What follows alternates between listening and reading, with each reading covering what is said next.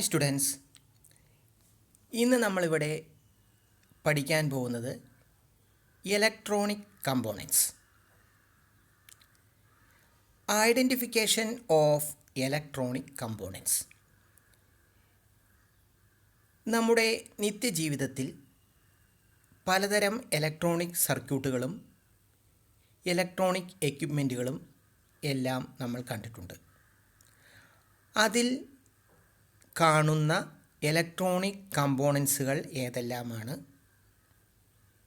എന്ന് നമ്മൾ മനസ്സിലാക്കണം. അതിനായി ഇന്ന് നമ്മളിവിടെ മനസ്സിലാക്കാൻ പോകുന്നത് ഇലക്ട്രോണിക് കമ്പോണൻസുകളുടെ ഐഡൻറ്റിഫിക്കേഷനാണ്. അപ്പോൾ ഈ എക്സ്പെരിമെൻറ്റിൻ്റെ എയിം എന്ന് വെച്ചാൽ ഐഡൻറ്റിഫിക്കേഷൻ ഓഫ് ഇലക്ട്രോണിക് കമ്പോണൻസ്. അപ്പോൾ നമുക്ക് അടുത്ത സ്ലൈഡിലേക്ക് പോവാം. Electronic components. ഇലക്ട്രോണിക് കമ്പോണൻസുകളെ പ്രധാനമായും രണ്ടായി തരംതിരിച്ചിട്ടുണ്ട്. ഒന്ന് പാസീവ് കമ്പോണൻസ്, രണ്ട് ആക്റ്റീവ് കമ്പോണൻസ്. എന്താണ് പാസീവ് കമ്പോണൻസ് എന്ന് പറഞ്ഞാൽ, ഒരു ഇലക്ട്രിക്കൽ സിഗ്നലിനെ പ്രോസസ്സ് ചെയ്യാനോ ആംപ്ലിഫൈ ചെയ്യാനോ കഴിയാത്ത ഇലക്ട്രോണിക് കമ്പോണൻസുകളെ ആണ് പാസീവ് കമ്പോണൻസ് എന്ന് അറിയപ്പെടുന്നത്. അതിനുള്ള ഉദാഹരണങ്ങളാണ് റെസിസ്റ്റർ, കപ്പാസിറ്റർ, ഇൻഡക്ടർ എക്സെട്ര. അപ്പോൾ ആക്റ്റീവ് കമ്പോണൻസ് എന്ന് പറഞ്ഞാൽ ഒരു ഇലക്ട്രിക്കൽ സിഗ്നലിനെ പ്രോസസ്സ് ചെയ്യാനോ ആംപ്ലിഫൈ ചെയ്യാനോ സാധിക്കുന്ന കമ്പോണൻസുകളെയാണ് നമ്മൾ ആക്റ്റീവ് കമ്പോണൻസ് എന്ന് പറയുന്നത്. അതിനുള്ള ഉദാഹരണങ്ങളാണ് ഡയോഡ്, ട്രാൻസിസ്റ്റർ, IC തുടങ്ങിയവ. അപ്പോൾ ഈ സ്ലൈഡിൽ പ്രധാനമായും നമ്മൾ രണ്ട് കാര്യങ്ങളാണ് പറഞ്ഞിരിക്കുന്നത്. ഇലക്ട്രോണിക് കമ്പോണൻസുകളെ രണ്ടായി തിരിച്ചിരിക്കുന്നു. അവ ഒന്ന് പാസീവ് കമ്പോണൻസ്, അടുത്തത് ആക്റ്റീവ് കമ്പോണൻസ്. അവർക്കുള്ള ഉദാഹരണങ്ങളുമാണ് ഈ സ്ലൈഡിലൂടെ നമ്മൾ മനസ്സിലാക്കിയിരിക്കുന്നത്. ഓക്കെ,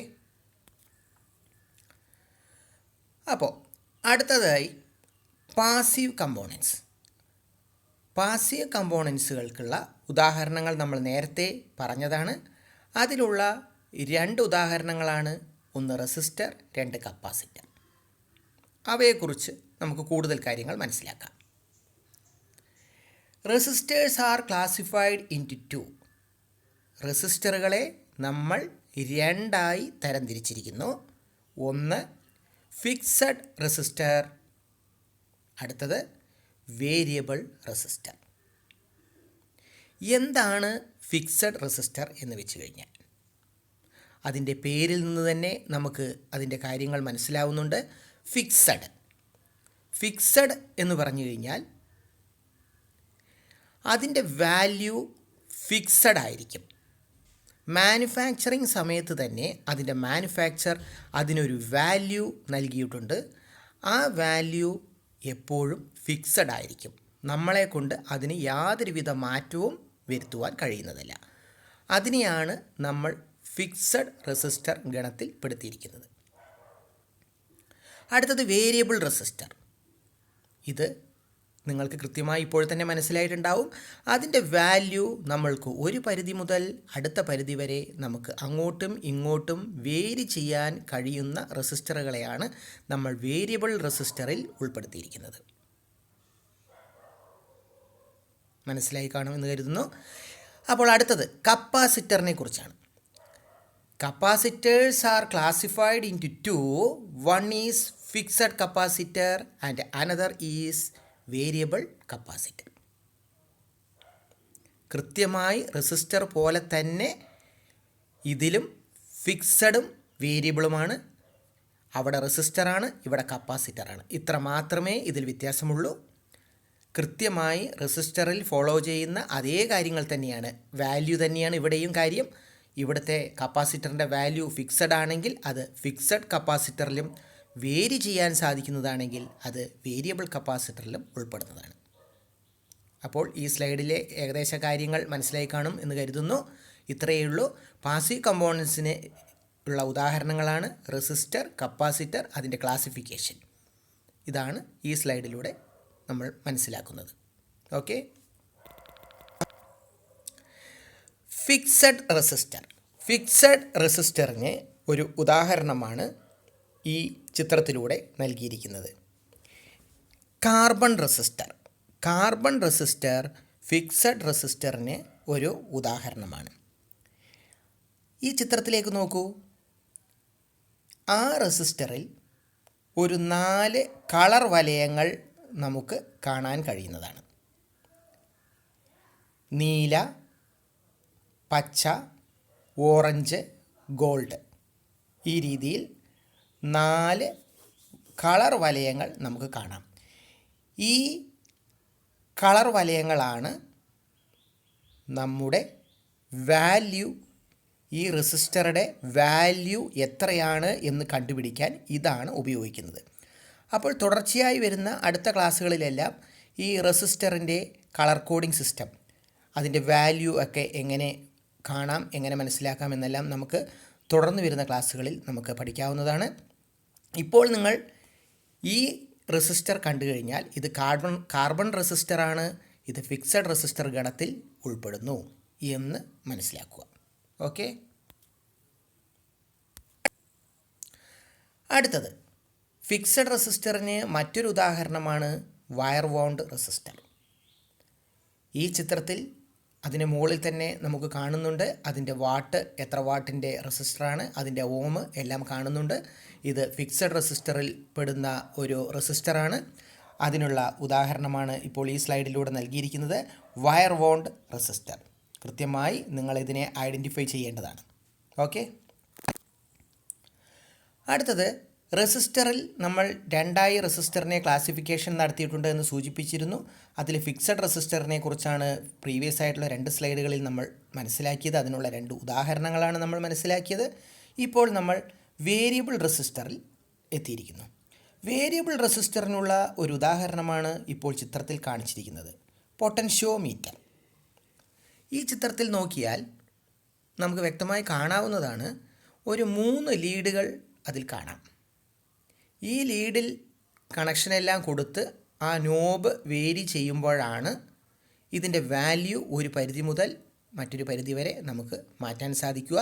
ഇതെല്ലാം നമുക്ക് ലാബിൽ നേരിട്ട് എക്സ്പെരിമെൻ്റായി നമുക്ക് ചെയ്ത് മനസ്സിലാക്കാൻ നിങ്ങൾക്ക് സാധിക്കുന്നതാണ്. അതെല്ലാം നമുക്ക് തുടർ ക്ലാസ്സുകളിൽ ചെയ്യാവുന്നതാണ്. ഇപ്പോൾ നമ്മൾ ഈ ചിത്രത്തിൽ കാണുന്നത് പോലെ പൊട്ടൻഷ്യോമീറ്റർ കണ്ടു കഴിഞ്ഞാൽ ഇത് പൊട്ടൻഷ്യോമീറ്റർ ആണ്, ഇത് വേരിയബിൾ റെസിസ്റ്ററിൽ ഗണത്തിൽ പെടുന്നു എന്ന് മനസ്സിലാക്കി വെക്കുക.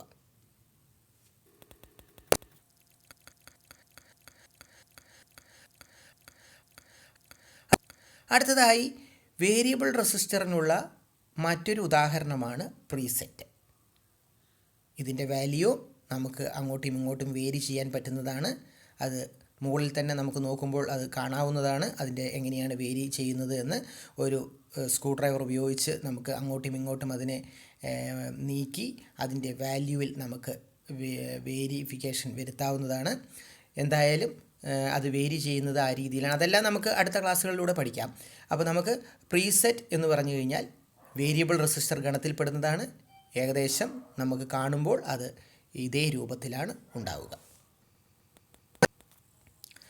അടുത്തതായി വേരിയബിൾ റെസിസ്റ്ററിനുള്ള മറ്റൊരു ഉദാഹരണമാണ് ഇപ്പോൾ ചിത്രത്തിൽ കാണുന്ന റിയോസ്റ്റാറ്റ്. കഴിഞ്ഞ വർഷം നിങ്ങൾ ഈ റിയോസ്റ്റാറ്റ് എന്ന കമ്പോണൻ്റ് ഉപയോഗിച്ച് എക്സ്പെരിമെൻ്റ് എല്ലാം ചെയ്തിട്ടുള്ള കുട്ടികളാണ്. കൃത്യമായി നിങ്ങളിത് കണ്ടിട്ടുള്ളതാണ്. ഇതിൻ്റെ എങ്ങനെയാണ് ഇതിൻ്റെ വാല്യൂ വേരി ചെയ്യുന്നത് എന്നെല്ലാം നമ്മൾ മനസ്സിലാക്കിയിട്ടുള്ളതാണ്. അപ്പോൾ റിയോസ്റ്റാറ്റ് വേരിയബിൾ റെസിസ്റ്റർ ഗണത്തിൽപ്പെടുന്ന ഒരു ഇലക്ട്രോണിക് കമ്പോണൻ്റാണ്. ഓക്കെ. അടുത്തത് നമ്മൾ കപ്പാസിറ്ററിലേക്ക് പോവുകയാണ്. കപ്പാസിറ്ററിലും നമ്മൾ capacitors R classified into 2, fixed and variable എന്ന് നേരത്തെ തന്നെ നമ്മൾ പഠിച്ചിരുന്നു. അതിൽ ഫിക്സഡ് കപ്പാസിറ്ററിനുള്ള ഒരു ഉദാഹരണമാണ് ഇപ്പോൾ ചിത്രത്തിലൂടെ നൽകിയിരിക്കുന്നത്, ഇലക്ട്രോലൈറ്റിക് കപ്പാസിറ്റർ. ഇതിൻ്റെ വാല്യൂ ഫിക്സഡ് ആണ് എന്ന് നമുക്ക് അതിൻ്റെ പേരിലൂടെ തന്നെ നമുക്കറിയാം. മാനുഫാക്ചറിങ് സമയത്ത് തന്നെ ഇതിൻ്റെ വാല്യൂ അതിൻ്റെ പുറത്ത് തന്നെ അവർ മാനുഫാക്ചേഴ്സ് നോട്ട് ചെയ്തിട്ടുണ്ടാവും. നമുക്ക് കൃത്യമായിട്ട് അത് എത്ര വാല്യൂലുള്ള കപ്പാസിറ്ററാണ് എന്നെല്ലാം നമുക്കത് നോക്കി മനസ്സിലാക്കാവുന്നതാണ്. അപ്പോൾ ഈ capacitor electrolytic capacitor fixed capacitor ഗണത്തിൽ പെടുന്നു. അടുത്തത് ഫിക്സഡ് കപ്പാസിറ്ററിലുള്ള മറ്റൊരു ഉദാഹരണമാണ് ceramic capacitor. Ceramic capacitor fixed capacitor ആണെന്ന് പറഞ്ഞു. ആ ചിത്രത്തിലേക്ക് നോക്കുമ്പോൾ നിങ്ങൾക്ക് വ്യക്തമായി കാണാം 103 എന്നൊരു നമ്പർ ആ കപ്പാസിറ്ററിന് മുകളിലായി കാണുന്നുണ്ട്. അതാണ് അതിൻ്റെ വാല്യൂവിനെ സൂചിപ്പിക്കുന്ന കോഡാണ് അവിടെ സൂചിപ്പിച്ചിരിക്കുന്നത്. ഈ 103 അല്ലെങ്കിൽ 102, 101 എന്നൊക്കെയാണ് നമ്മൾ സിറാമിക് കപ്പാസിറ്ററിൻ്റെ മുകളിൽ ഇങ്ങനെ നോക്കുമ്പോൾ കാണുക. അതിൻ്റെ വാല്യൂ എങ്ങനെയാണ് കണക്കാക്കി എടുക്കുന്നത് എന്നുള്ളതെല്ലാം നമുക്ക് തുറന്നു വരുന്ന ക്ലാസ്സുകളിൽ പഠിപ്പിക്കാം. ഇപ്പോൾ നിങ്ങൾക്ക് ഇത് കണ്ടു കഴിഞ്ഞാൽ ഇത് സെറാമിക് കപ്പാസിറ്ററാണ്, ഇത് ഫിക്സഡ് കപ്പാസിറ്ററിന് ഉദാഹരണമാണ് എന്നീ കാര്യങ്ങൾ മനസ്സിലാക്കി വെക്കുക. അടുത്തത് ഫിക്സഡ് കപ്പാസിറ്ററിനുള്ള മറ്റൊരു ഉദാഹരണമാണ് ഇപ്പോൾ ചിത്രത്തിൽ നൽകിയിരിക്കുന്നത് പോളിസ്റ്റർ കപ്പാസിറ്റർ. പല ഇലക്ട്രോണിക് സർക്യൂട്ടുകളിലും പല എക്യുപ്മെൻറ്റുകളിലെല്ലാം തുറന്ന് പരിശോധിക്കുമ്പോൾ നമുക്കിത് കാണാൻ കഴിയുന്ന ഒരു ഇലക്ട്രോണിക് കമ്പോണൻസ് ആണ്. മനസ്സിലാക്കി വെക്കുക, ഇത് പോളിസ്റ്റർ കപ്പാസിറ്റർ ഫിക്സഡ് കപ്പാസിറ്ററിന് ഒരു ഉദാഹരണമാണ്. അടുത്തത് നമ്മൾ കപ്പാസിറ്ററിലെ അടുത്ത രണ്ടായി തിരിച്ചിരിക്കുന്നതിലെ അടുത്ത വിഭാഗത്തിലേക്ക് പോവുകയാണ്, വേരിയബിൾ കപ്പാസിറ്റർ. വേരിയബിൾ കപ്പാസിറ്ററിന് ഉദാഹരണം എന്ന് ചോദിച്ചു കഴിഞ്ഞാൽ ഗ്യാങ് കപ്പാസിറ്റർ. ഈ ചിത്രത്തിൽ കാണുന്നത് ഒരു ഗ്യാങ് കപ്പാസിറ്ററിൻ്റെ ചിത്രമാണ്. ഇത് നമ്മൾ പ്രധാനമായും റേഡിയോയിലെല്ലാം നമ്മൾ സ്റ്റേഷൻ മാറ്റുന്നതിന് വേണ്ടി നമ്മൾ ഉപയോഗിക്കുന്നത് ഈ ഗ്യാങ് കപ്പാസിറ്ററാണ്. അത് കൃത്യമായി ഈ ചിത്രം നോക്കി മനസ്സിലാക്കി വെക്കുക. അപ്പോൾ ഗ്യാങ് കപ്പാസിറ്റർ വേരിയബിൾ കപ്പാസിറ്റർ ഗണത്തിൽപ്പെടുന്നതാണ്. അതിന് വേരിയബിൾ കപ്പാസിറ്ററിൻ്റെ ഒരു ഉദാഹരണം എന്ന് ചോദിച്ചു കഴിഞ്ഞാൽ നമ്മൾ ഗ്യാങ് കപ്പാസിറ്റർ പറയാവുന്നതാണ്. ഓക്കെ. അടുത്തത് ട്രിമ്മർ. വേരിയബിൾ കപ്പാസിറ്ററിന് മറ്റൊരു ഉദാഹരണമാണ് ട്രിമ്മർ. ഇതും വേരി ചെയ്ത് ഇതിൻ്റെ വാല്യൂ ഒക്കെ നമുക്ക് മാറ്റാവുന്നതാണ്. ഇത് നമുക്ക് വ്യക്തമായി നോക്കി മനസ്സിലാക്കുക. ട്രിമ്മർ ഇതാണ് വേരിയബിൾ കപ്പാസിറ്ററിൻ്റെ മറ്റൊരു ഉദാഹരണം. ഓക്കെ. ഇനി അടുത്തത് പാസീവ് കമ്പോണൻസിലെ മറ്റൊരു ഉദാഹരണമാണ് ഇൻഡക്ടർ. ഇപ്പോൾ നമ്മൾ റെസിസ്റ്ററുകളെക്കുറിച്ചും കപ്പാസിറ്ററുകളെക്കുറിച്ചും നമ്മൾ ഏകദേശം ഒരു ചെറിയൊരു ധാരണയിൽ എത്തി. അടുത്തതാണ് ഇൻഡക്ടർ. ഇൻഡക്ടർ എന്ന് വെച്ച് കഴിഞ്ഞാൽ നമ്മൾ ആദ്യം തന്നെ ഇൻഡക്ടർ എന്ന് പറയുമ്പോൾ നമ്മുടെ മനസ്സിലേക്ക് കടന്നു വരേണ്ടത് ഇൻഡക്ടർ എന്ന് പറഞ്ഞു കഴിഞ്ഞാൽ അതൊരു കോയിലാണ്. ഇവിടെ ഈ ചിത്രത്തിൽ കാണിച്ചിരിക്കുന്നത് അയേൺ കോർ ഇൻഡക്ടർ. അടുത്ത സ്ലൈഡിലൂടെ നമുക്കൊന്ന് കടന്നു പോകുമ്പോൾ കൃത്യമായി നമുക്ക് മനസ്സിലാക്കാം. ഇത് എയർ കോർ ഇൻഡക്ടർ. എന്താണ് ഇതിൽ നിന്ന് രണ്ടുപേരിൽ നിന്ന് വ്യത്യസ്തം എന്ന് മനസ്സിലാക്കാൻ നിങ്ങൾക്ക് നോക്കുമ്പോൾ തന്നെ കാണാവുന്നതാണ്. ഇതിൽ കോറായി എയർ ആണ് ഉപയോഗിച്ചിരിക്കുന്നത്. അതുകൊണ്ടാണ് ഇതിനെ എയർ കോർ ഇൻഡക്ടർ എന്ന് പറയുന്നത്. എന്നാൽ പ്രീവിയസ് സ്ലൈഡിൽ ഇതിന് കോറായി ഉപയോഗിച്ചിരിക്കുന്നത് അയേൺ ആണ്. അതുകൊണ്ടാണ് ഇതിനെ അയേൺ കോർ ഇൻഡക്ടർ എന്ന് പറയുന്നത്. അപ്പോൾ ഏകദേശം ഇൻഡക്ടേഴ്സിനെ കുറിച്ചും ചെറിയൊരു ധാരണ കിട്ടിക്കാണുമെന്ന് കരുതുന്നു. ഇൻഡക്ടേഴ്സ് എന്ന് പറഞ്ഞു കഴിഞ്ഞാൽ അതൊരു കോയിലാണ്.